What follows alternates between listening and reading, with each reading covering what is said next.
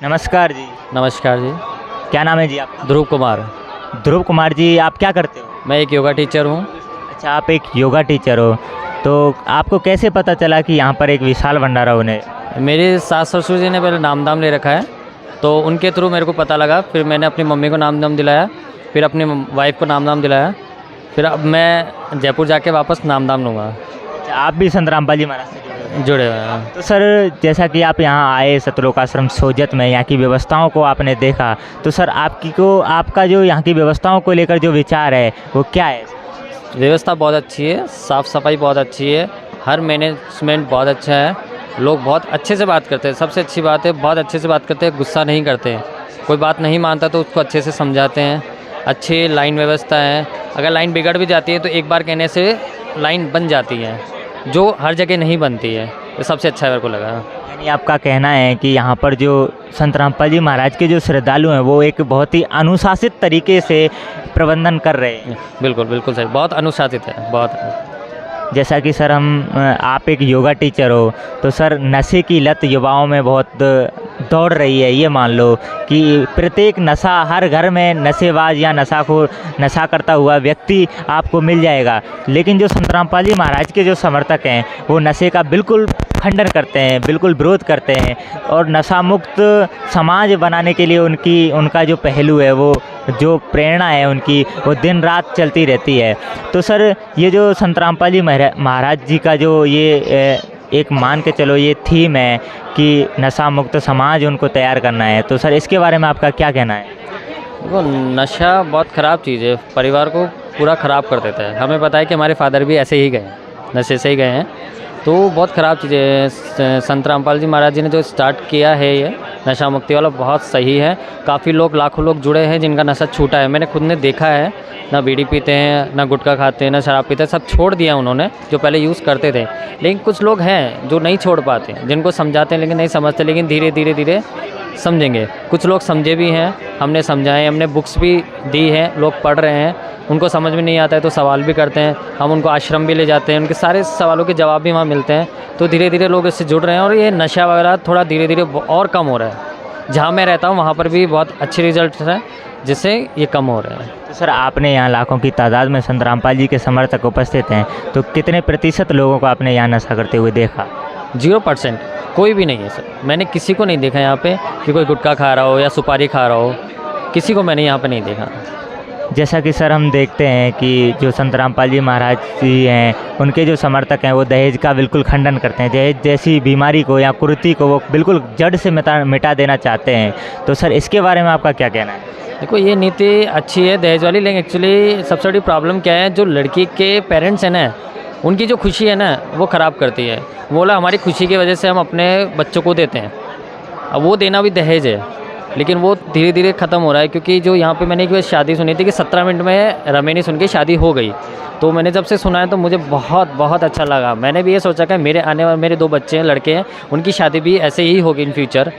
कोई खर्चा नहीं, कोई दहेज नहीं, कुछ भी नहीं, सिंपल नॉर्मल सी शादी। जैसा कि सर आप योगा टीचर हो, तो यहाँ पर जो शादी होती है बिल्कुल सादगी के साथ 17 मिनट में संपन्न हो जाती है। ना उसमें बाजे होते हैं, ना यहाँ पटाखे बजाए जाते हैं, या फिर ना कोई मतलब किसी भी प्रकार का कोई पाखंड नहीं किया जाता है। तो सर कहीं ना कहीं ये समाज को एक नई दिशा देने की एक पहल है।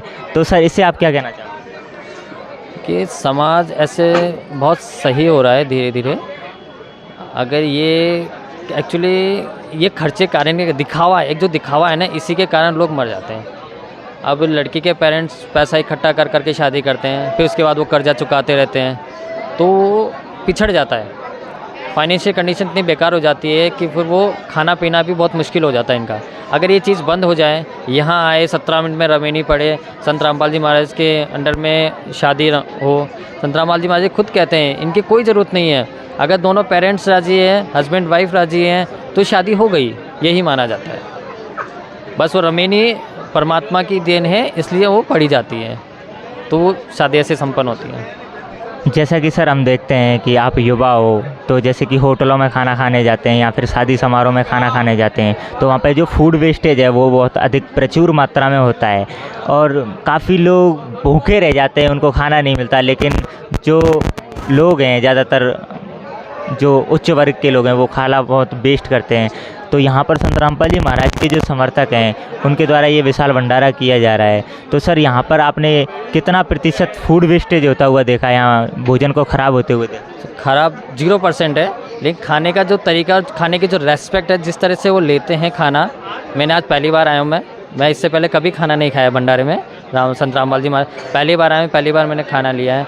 बहुत अच्छे तरीके से लोग, जब शादी में आपने बोला खाना बहुत ख़राब है, रियल में बहुत ख़राब होता है। लोग रोटी को छीन छीन के तोड़ तोड़ के खाते हैं, हमारे सामने की बात है, क्योंकि हम भी ऐसे ही हैं। भूख लगती है तो जो तंदूरी में रोटी आती है तुरंत हमने भी छीन ली, हमने भी खा ली, हमने भी किया, ऐसा नहीं किया। लेकिन जब से इनके अंडर में आए हैं संत रामपाल जी के महाराज के, तो हम शादी में जाना भी हमने लगभग बहुत कम कर दिया है। कोई खास होता है तो ही जाते हैं, अदरवाइज़ नहीं जाते। सिंपल खाना कर दिया हमने, बिल्कुल घर का खाना खाते हैं। अब संत रामपाल जी महाराज के भंडारे में आते हैं और वहीं खाना खाते हैं। जैसा कि सर आप योगा टीचर हो, तो एक मानव को स्वस्थ रखने का आपका दायित्व है, और मानव को स्वस्थ रखते रखते आप पर्यावरण को भी स्वस्थ रखना बहुत ज़रूरी है। तो हम ज़्यादातर देखते हैं जो शादी समारोह वगैरह जो होते हैं उनमें जो वो प्लास्टिक है या पॉलीथीन है या जो डिस्पोजल्स वगैरह हैं, पानी के जो गिलास हैं, वो बहुत अधिक प्रचुर मात्रा में यूज किए जाते हैं। तो इतना बड़ा विशाल भंडारा है, तो यहाँ पर भी बहुत अधिक मात्रा में प्लास्टिक का उपयोग किया जा रहा होगा। तो आपने कितना प्रतिशत प्लास्टिक यहाँ पर उपयोग होते हुए देखा? 0%, क्योंकि यहाँ पे स्टील की थालियाँ यूज़ की जाती हैं, स्टील की थालियाँ ली जाती है। स्टील की थालियाँ बिल्कुल अच्छे से साफ़ होती है, क्योंकि मैंने खुद ने खाना खाया है। और वो दोबारा जब खाना खाने के बाद हम उनको देते हैं जूठी, तो वो बिल्कुल अच्छे से साफ़ करते हैं, बिल्कुल पानी साफ़ होता है, अच्छे से साफ़ करके वापस उसको रखते हैं। और प्लास्टिक तो बहुत बुरी चीज़ है, वैसे ज़मीन उसको बंजर करी जा रही है, वो रुक नहीं रहा है। सरकार भी उसको नहीं रोक पा रही है, क्योंकि इतनी तादाद में बढ़ गया है प्लास्टिक, उसका अपन यूज़ रोक ही नहीं सकते हैं। आपने कहा कि सरकार भी रोक नहीं पा रही है, लेकिन जो संत रामपाल जी महाराज के जो समर्थक हैं वो इसका बिल्कुल विरोध करते हैं। वो प्लास्टिक बिल्कुल यूज नहीं करते। स्टील की थालियाँ आपने बताया कि वो भोजन के लिए उपयोग कर रहे हैं। तो ये सर आप क्या कहना चाहोगे कि संत रामपाल जी महाराज के जो समर्थक हैं वो ऐसी चीज़ों को अपने जीवन में उतार रहे हैं, जैसे कि दहेज मुक्त शादियाँ हो गई, नशा मुक्त भारत हो गया, पाखंड मुक्त भारत हो गया, भ्रष्टाचार मुक्त भारत हो गया, और पर्यावरण को लेकर भी वो काफ़ी चिंतित हैं। तो सर क्या कहना चाहोगे इनके बारे में? ठीक है, संत रामपाल जी महाराज जी के जितने भी अनुयायी हैं, सब जितने भी कूटनीतियाँ चल रही हैं ना, उसके अगेंस्ट ही काम कर रहे हैं। अगेंस्ट मतलब बहुत अच्छा काम कर रहे हैं, जिससे समाज में सुधार होता है, पर्यावरण में सुधार होता है, प्लास्टिक यूज़ नहीं होता, ज़मीन बंजर होने से बचती है, स्वास्थ्य ठीक होता है, क्योंकि जितना भी तंबाकू, स्मोकिंग वगैरह ये करते हैं, शराब वगैरह पीते हैं, इनसे दूर हो रहे हैं। तो ये बहुत लाभ है। और इस शरीर भगवान का, परमात्मा का दिया हुआ, इसका ध्यान रखेंगे तो परमात्मा अपने आप खुश हो जाएगा। आप जुड़ना चाहोगे संत रामपाल? ज़रूर ज़रूर। जी धन्यवाद। धन्यवाद।